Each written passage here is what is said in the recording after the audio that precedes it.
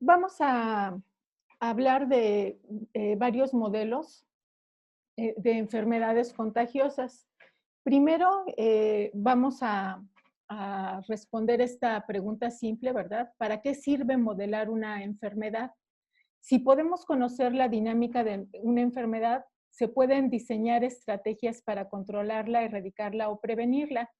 Pues justamente en estos tiempos en los que estamos, se tienen que diseñar estrategias para lidiar en este caso, con una epidemia, ¿verdad?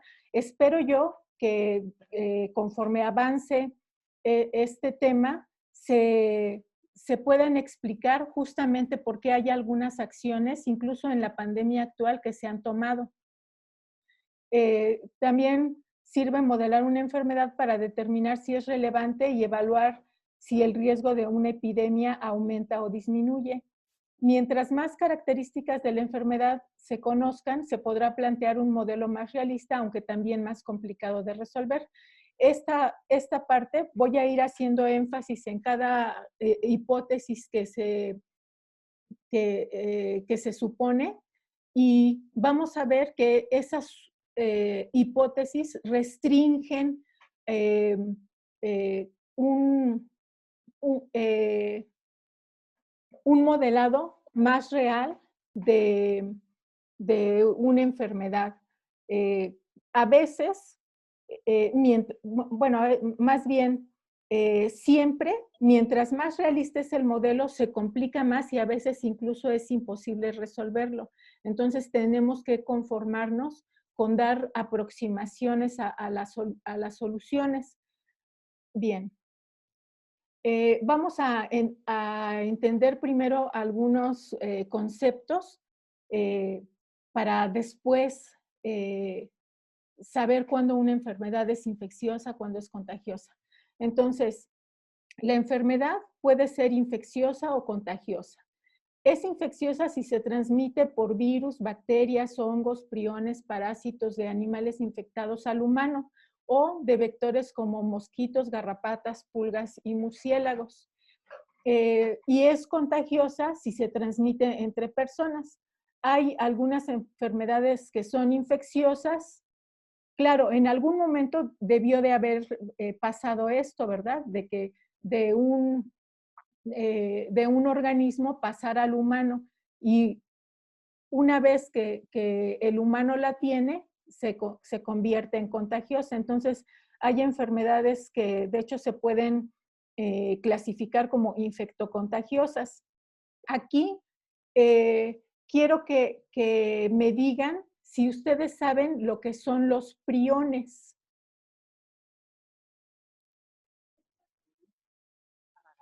Los priones son proteínas, pero están mal plegadas.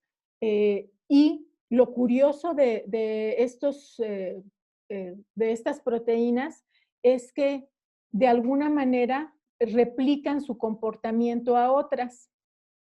En el caso de las vacas locas, lo que hacen es que afectan al sistema nervioso y las neuronas empiezan a morir. Entonces dejan vacíos en el cerebro, y el cerebro toma la forma como de una esponja, la apariencia como de una esponja. Por eso es que también se le llama enfermedad espongiforme. A partir de los años 80, más o menos por el 82, que fue cuando estaba muy en boga el estudio de esta enfermedad, eh, se determinó que estos, que hay priones que actúan de manera normal en el organismo y que tienen que ver con el desarrollo en el cerebro de la parte de la coordinación.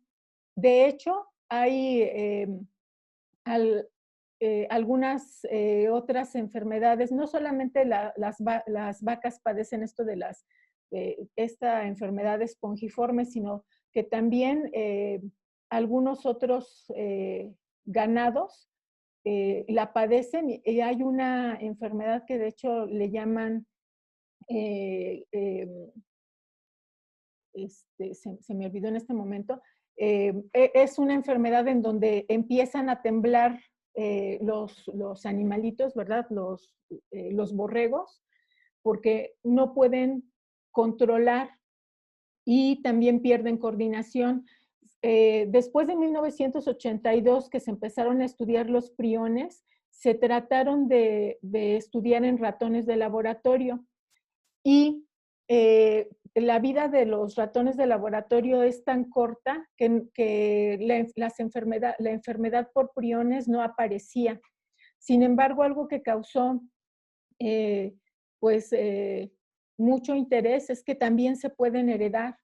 Entonces, en 1997, el Premio Nobel en Medicina fue dado a los investigadores que estaban estudiando todo esto de los priones.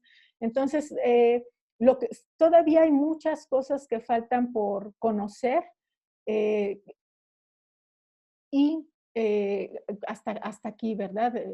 Dejamos esta parte, pero es importante. Luego, sí, a ver, déjenme pausar. Las enfermedades pueden ser endémicas o epidémicas. Endémica es que habitualmente es prevalente, está presente en cierta población. Por ejemplo, en Mongolia, la peste bubónica siempre ha estado presente. Cuando se habla de peste bubónica, piensa en estas grandes pandemias que mataron a millones de personas durante 4 siglos. Y pues la idea que uno tiene es que ya no mueren tantos porque seguramente está erradicada, pero no. En Mongolia es una enfermedad endémica y, y está controlada, ¿verdad? Y esta se interesa estudiar a largo plazo cuando es endémica. Cuando es epidémica, regularmente es prevalente por temporadas o bajo circunstancias especiales. Interesa conocer cuántos individuos serán afectados. Enseguida vamos a ver por qué. También las enfermedades pueden ser microparasitarias o macroparasitarias. Microparasitarias si provienen de virus, bacterias, protozoarios y priones, ¿verdad? Y macroparasitarias si provienen de gusanos o de artrópodos. Luego, seguimos con más conceptos antes del modelo matemático. Algunos conceptos que debemos manejar. La prevalencia, ¿verdad? La prevalencia son los casos existentes entre la población total, que nos da un porcentaje. Entonces, el ejemplo es en México, el 70% de la población padece parasitosis intestinal. No muy halagador para nuestra población, ¿verdad? La incidencia son los casos nuevos entre la población total. El periodo de incubación es el tiempo entre la infección y la aparición de síntomas. Y luego, pues hay infecciones que son latentes, ¿verdad? La infección está en periodo de inactividad y podría reactivarse, por ejemplo, el herpes zóster y también tengo entendido que la sífilis. Y la edad de la enfermedad, el tiempo en que la enfermedad está activa, es decir, que presenta síntomas. ¿Hasta aquí hay alguna duda? ¿No? Levanten la mano si alguien tiene alguna duda. Vamos a considerar, vamos a hacer estas consideraciones para el modelo. ¿Cuál es la población afectada? ¿Cuál es la estructura de la población, verdad? Niños, adultos, adultos jóvenes, adultos mayores, incluso puede tener que ver con la preferencia sexual, las condiciones de pobreza, el género, etcétera. También nos interesa cómo se propaga, ¿verdad? Y nos interesa si la población es abierta o cerrada. Es cerrada sí se supone un tamaño constante. Y aquí recuerden, estamos hablando de matemáticas. Quiere decir que estamos haciendo una idealización. Esto, claro, nunca es cierto, pero sí, en algunos casos podemos considerar que la población es de tamaño constante. O si es abierta, si estamos considerando inmigración, emigración, tasas de natalidad y mortalidad que no son iguales, ¿verdad? En algunos modelos, aunque no es una suposición realista, para que justamente hagamos esta suposición de que es cerrada, se supone que las tasas de natalidad y mortalidad son iguales. Y luego la estructura de la población. ¿Cuál es la población susceptible?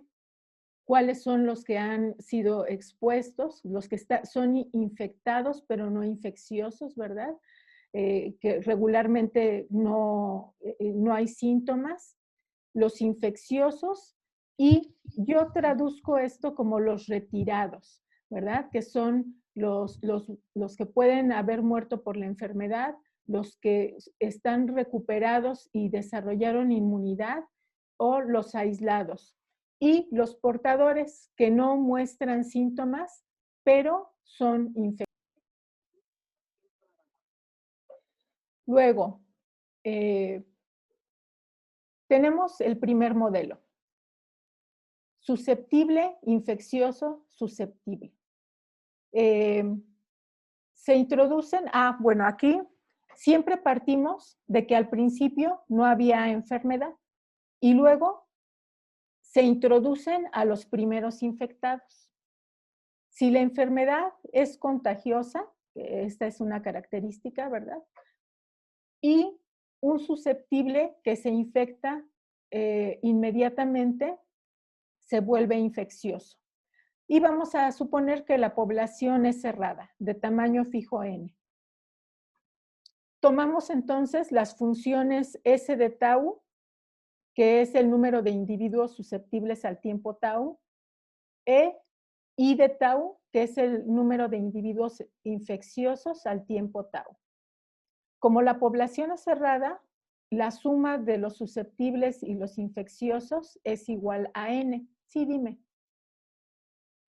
Profesora, cuando está tomando que el número de la población es cerrada, ¿eso tendría que darle necesariamente una ecuación de tipo continuidad o no? ¿Continuo? De continuidad, o sea, como las ecuaciones de continuidad, el cambio de la densidad es igual a la divergencia del campo, o sea, como en los... En este caso, los modelos que vamos a plantear eh,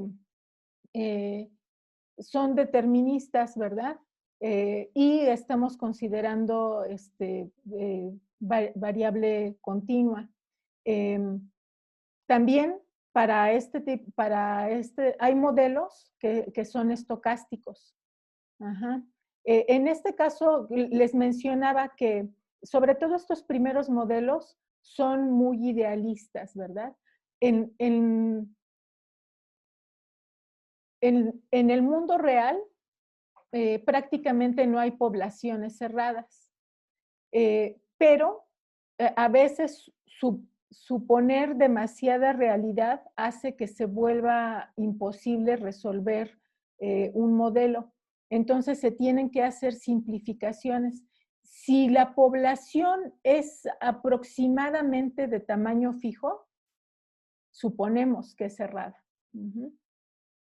Claro que suponer algo que no es cierto nos va a llevar a que en la solución haya algún grado de error.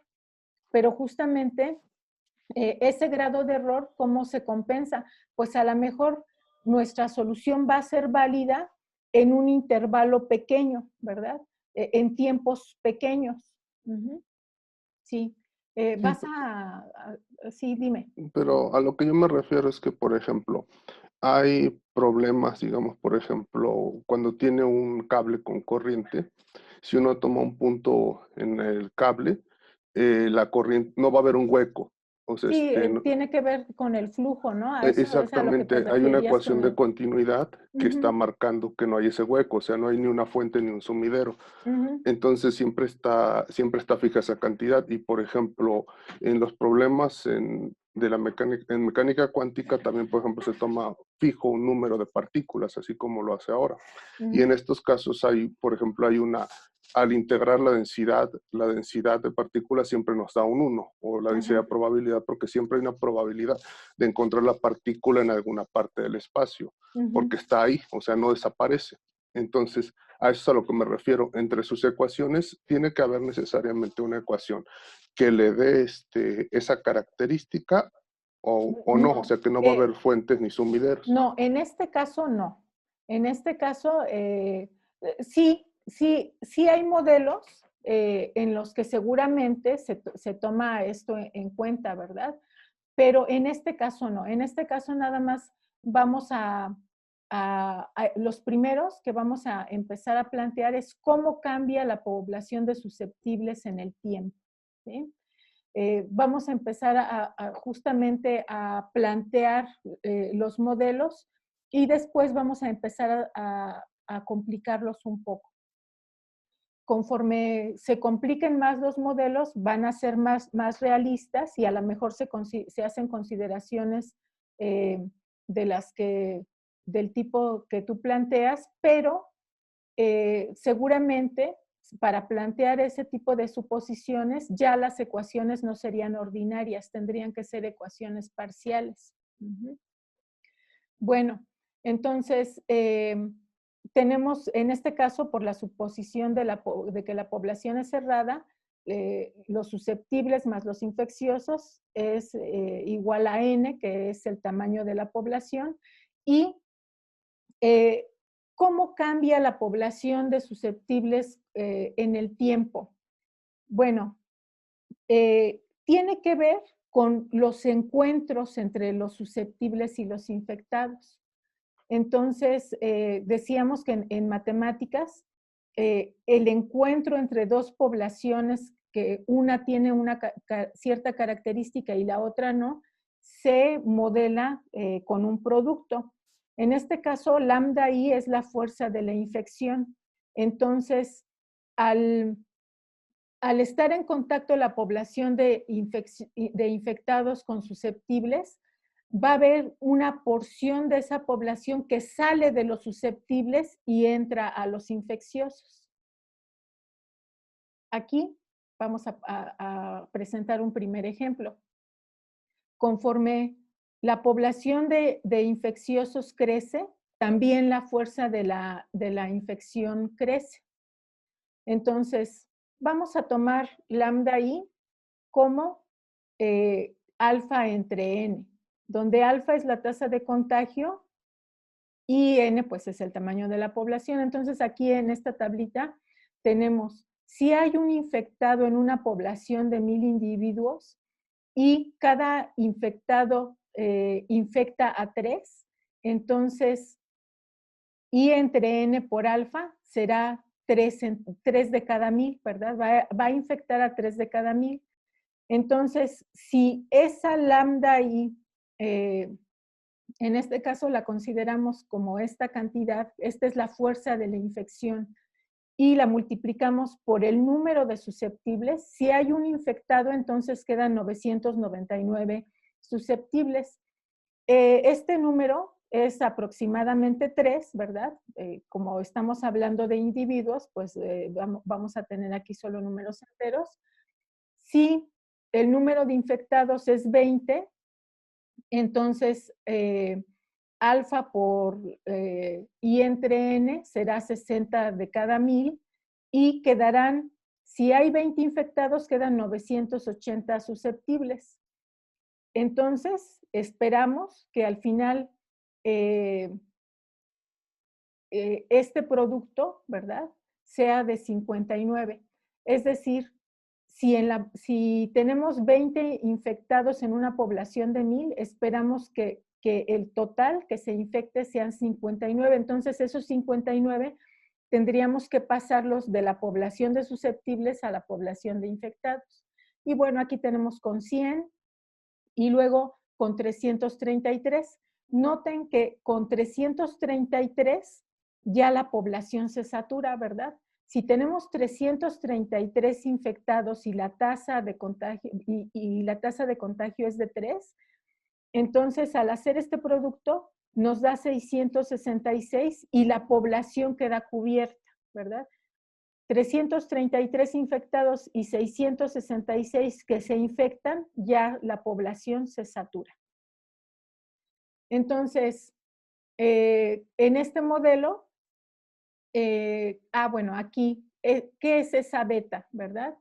Beta, si tenemos definido lambda i como este producto y lo multiplicamos por S, beta será igual a alfa entre n. Bueno, entonces decíamos beta es igual a alfa entre n y entonces el modelo queda establecido de esta manera, ¿verdad? Tenemos el cambio de la población de susceptibles con respecto al tiempo es menos beta por IS y aquí esta población que sale de los susceptibles entra a los infectados y como se tiene esta suposición de que la población es cerrada, los susceptibles se pueden sustituir por n-i. Esta es una ecuación logística que también ha aparecido en algunos otros modelos que han estado estudiando en clase. Entonces se puede resolver como una ecuación separable o una ecuación de Bernoulli. Si se resuelve por cualquiera de los dos métodos, se tiene esta solución. Si tau tiende a infinito, como estamos suponiendo que esta beta es positiva, n es positiva, tau tiende a infinito, entonces esta exponencial tiende a 0 y tenemos que el número, los infecciosos tienden a n, tienden a la población total.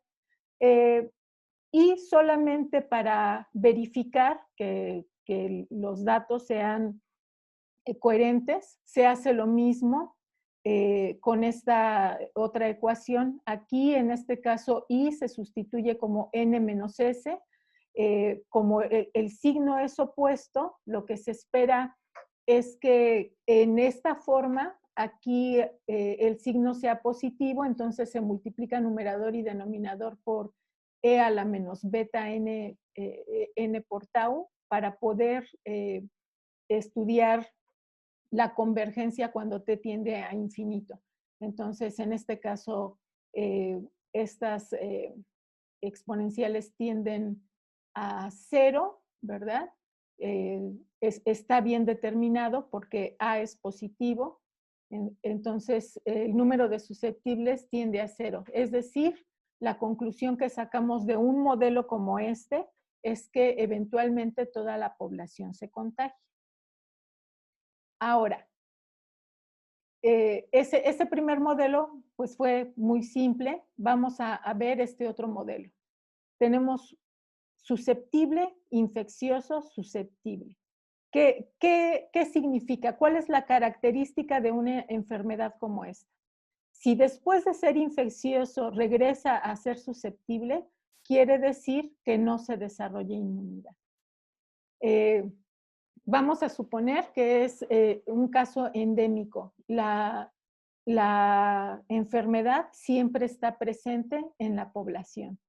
Entonces, las ecuaciones que tendríamos que plantear serían el cambio de la población de susceptibles con respecto al tiempo salen de esta población los que se infectan, pero entran los que se recuperan, los que salieron de la enfermedad.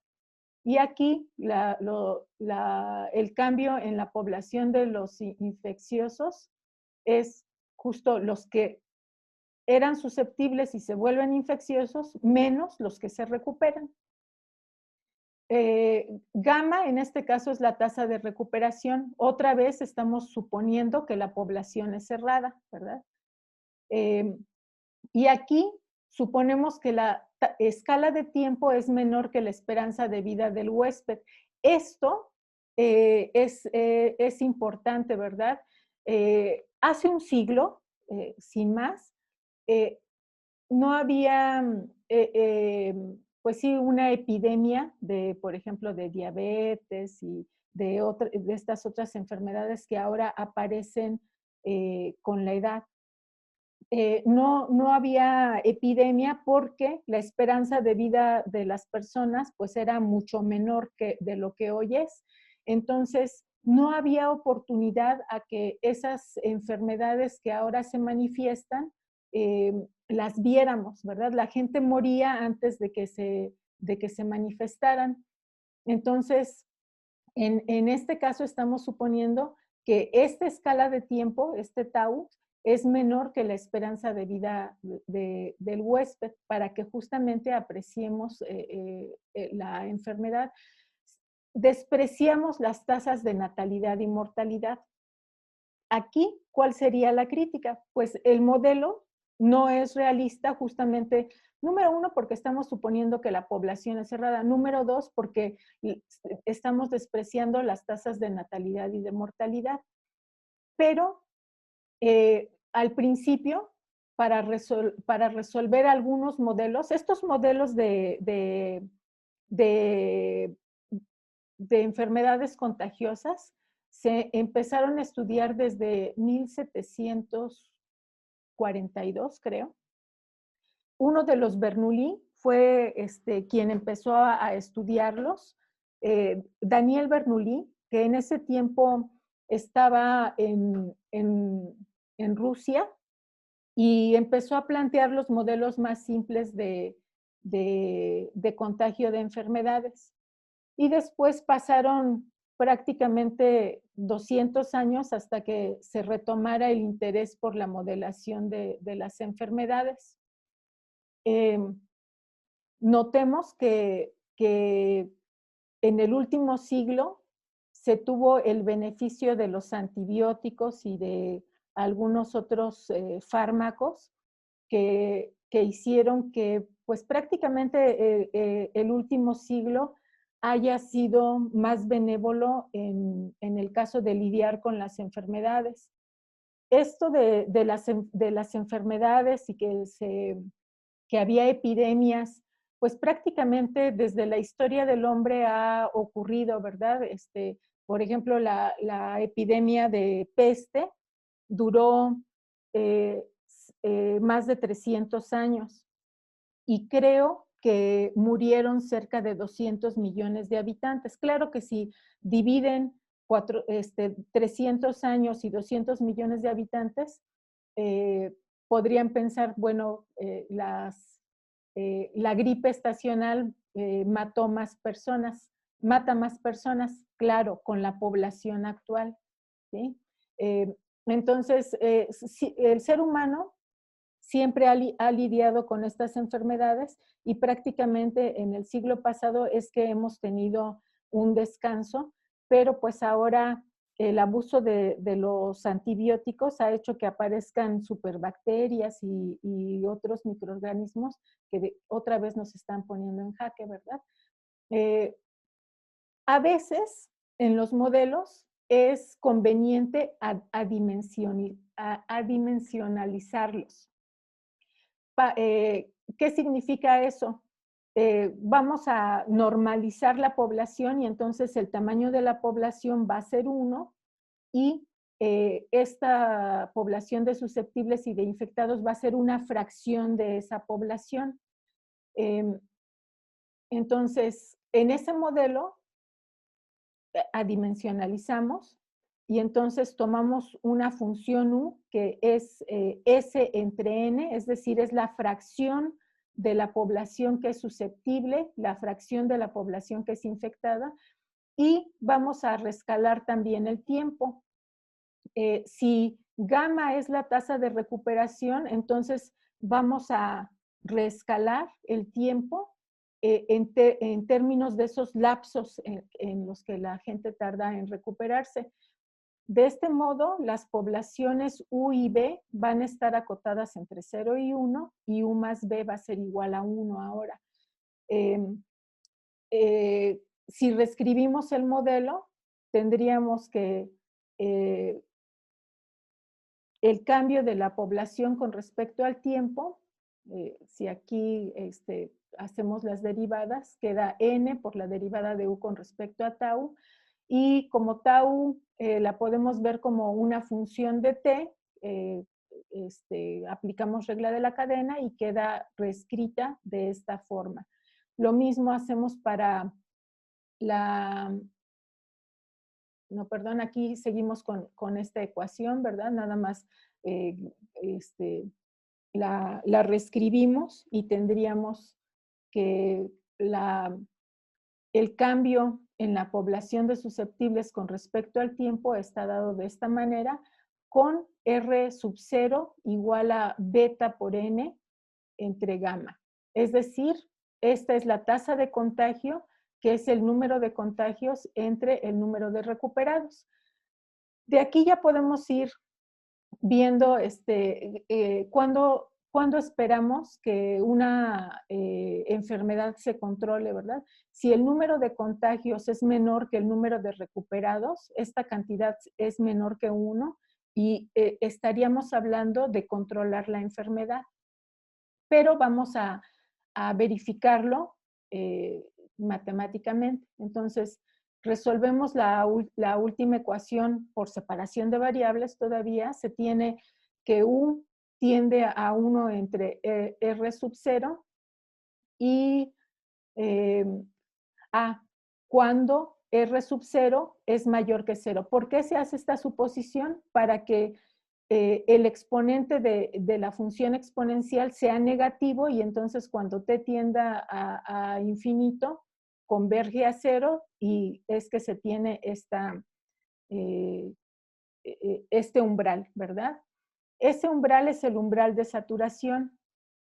Y entonces, como U más B es igual a 1, si U tiende a 1 entre R sub 0, B debe de tender a 1 menos 1 entre R sub 0. Por otro lado, si aquí se considera R mayor que 0, si se considera R menor R mayor que 1 y R menor que 1. Si R sub 0 es menor que 1, entonces esta cantidad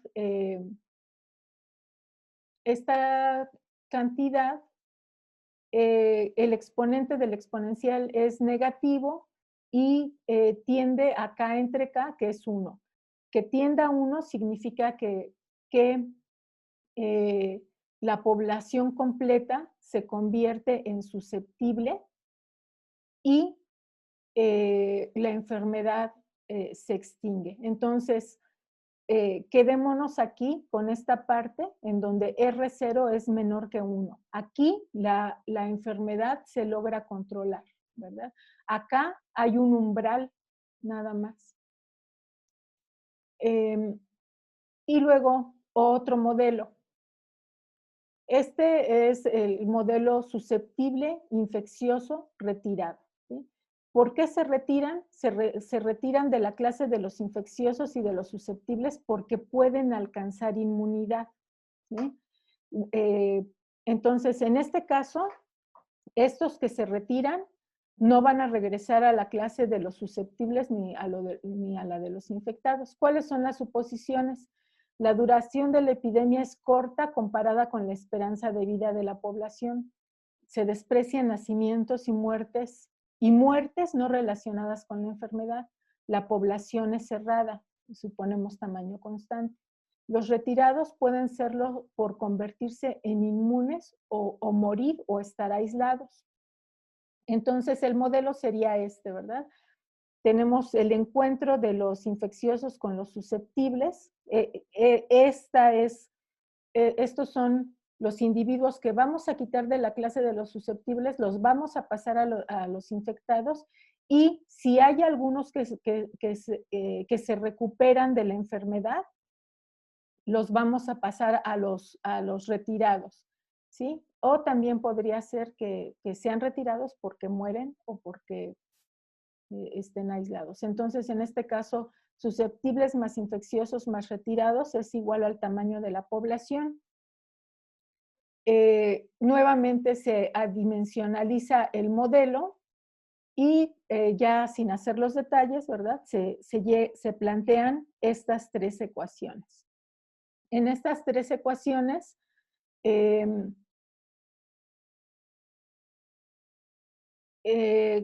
las dos primeras no dependen de W, ¿verdad?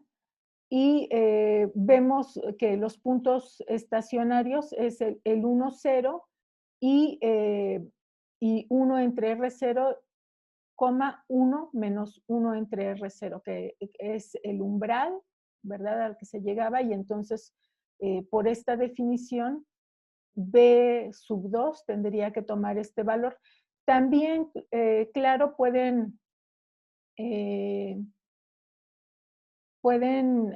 podríamos tomar como punto estacionario el 0, 0, ¿verdad? Si U y B son 0, aquí si B es 0, no importa el valor que tuviera U, pero no tendría sentido analizar ese punto crítico, puesto que no habría ni susceptibles ni infectados. Entonces, se supone estos puntos críticos.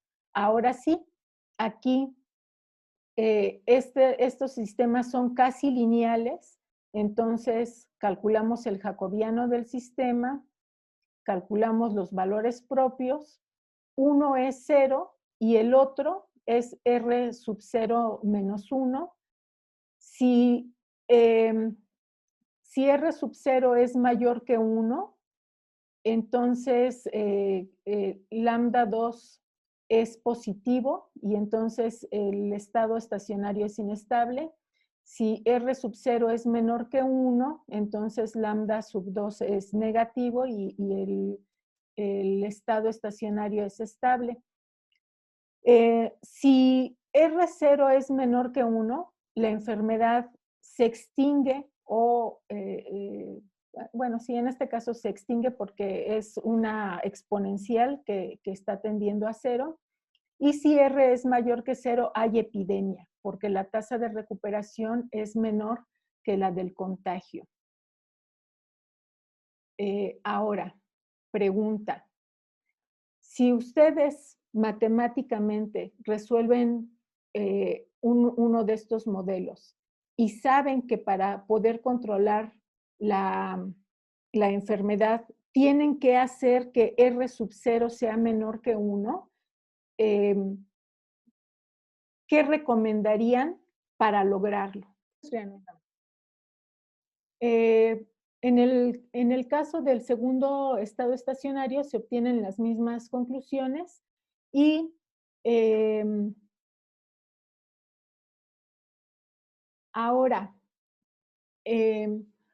esta ecuación está desacoplada y es el número de retirados. Entonces, lo que hacemos para estudiarlo es considerar cómo cambia el número de retirados con respecto a la población de susceptibles y el número de infectados con respecto a la población de susceptibles. Entonces, a partir de estas tres ecuaciones, planteamos estas dos. La primera, ¿verdad? Esta ecuación es de las más simples. Aquí la variable es U, se puede integrar y entonces se obtiene esta ecuación. Y entonces U, claro, si la función es invertible, se tiene que U es igual a E a la menos R sub 0 por W. Y después,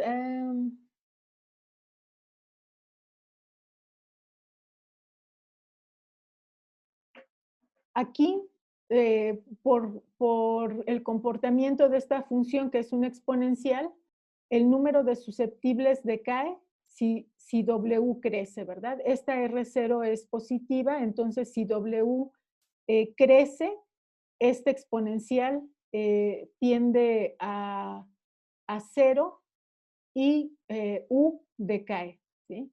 Si hay inmunidad, como es en este modelo, y el número de los que se recuperan crece, entonces se logra controlar la enfermedad. Y por otro lado, integrando la segunda ecuación, que es esta, ¿verdad? Se llega a que B está dada por esta función que depende de W, ¿verdad? Entonces, la derivada de W con respecto al tiempo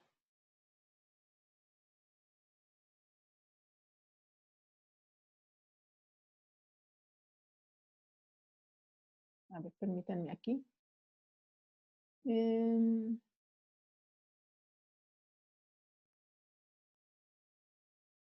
Ya. Es que tenemos la tercera ecuación, ¿verdad? En la tercera ecuación es la derivada de U con respecto al tiempo es igual a B. Si B, a partir de esta ecuación, llegamos a que es esta función que depende de W, entonces sustituimos en esta ecuación directamente B y esta ecuación la resolvemos numéricamente. ¿Por qué se resuelve numéricamente? ¿Por qué no se puede? Entonces, bueno, aquí hay otro modelo. Son susceptibles, infecciosos, retirados. Es el caso endémico. Hay otra serie de suposiciones, ¿verdad? No hay transmisión vertical. Ahora sí se considera tasa de mortalidad. Se considera que las tasas de natalidad y de mortalidad no relacionada a la enfermedad son iguales, etc. Tenemos dos modelos, uno con C igual a 0, C en este caso es la tasa de mortalidad relacionada a la enfermedad. Entonces, si no se considera esa tasa de mortalidad, se tiene este sistema de ecuaciones, se resuelve, bueno, otra vez, ¿verdad? Se estudian los puntos críticos y se determinan los valores propios para determinar cuándo este punto crítico es asintóticamente estable. Se determinan los valores para R sub 0 y llegamos a la misma conclusión que antes. Si R sub 0 es menor que 1, el estado es estable y la enfermedad, en este caso, permanece prevalente. Y si R sub 0 es mayor que 1, el estado es inestable y hay epidemia. Entonces, desde el punto de vista matemático, lo que tenemos que evitar es que R sub 0 sea mayor que 1. Aquí se considera el caso en donde C es distinto de 0, hay muerte por infección, ¿verdad? El sistema entonces se modifica de esta forma. Otra vez se calculan puntos críticos, se calcula el jacobiano, etcétera, y se llega a que hay un estado endémico estable si R sub 0 menos 1 es mayor que 0.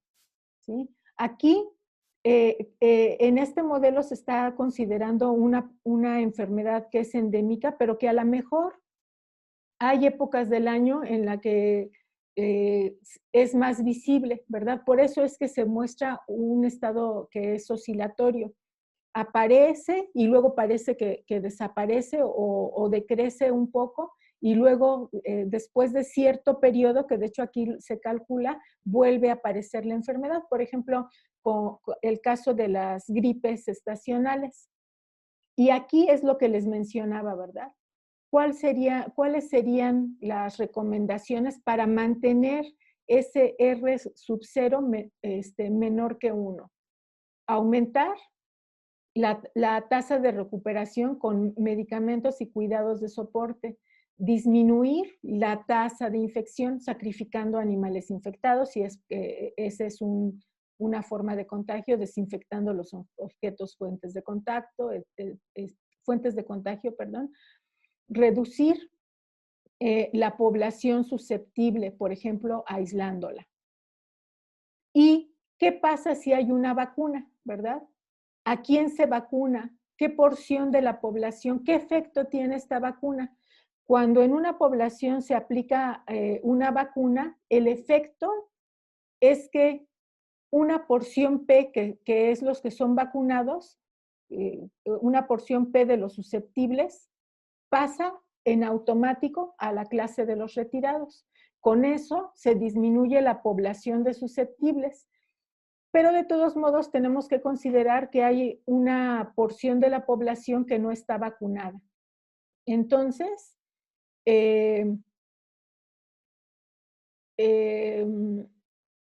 si estamos considerando ahora la porción de la población que no está vacunada, el punto crítico ya no sería 1,0, ¿verdad? Ya no sería el total de la población, sino nada más nos preocuparíamos por la población que no está vacunada. Los valores propios se modificarían de esta manera y entonces, para este valor, el estado es asintóticamente estable y Q, en este caso, sería menor que 1 entre R sub 0, y como P está definido como 1 menos Q, tendríamos que P tendría que ser mayor que esta cantidad, es decir, se debe vacunar a esta porción de la población para eliminar la amenaza de pandemia. Aquí, esta tabla ya es vieja, ¿sí? Seguramente algunas de estas enfermedades ya de hecho se erradicaron, pero es a manera de ejemplo. Si la tasa de contagio está entre 3 y 5, se debe de vacunar entre el 67 y el 80% de la población de acuerdo a esta fórmula, ¿verdad? Y aquí hay algunas otras tasas de infección y la porción de la población que debería de vacunarse para alcanzar la inmunidad de rebaño, de manada o de grupo.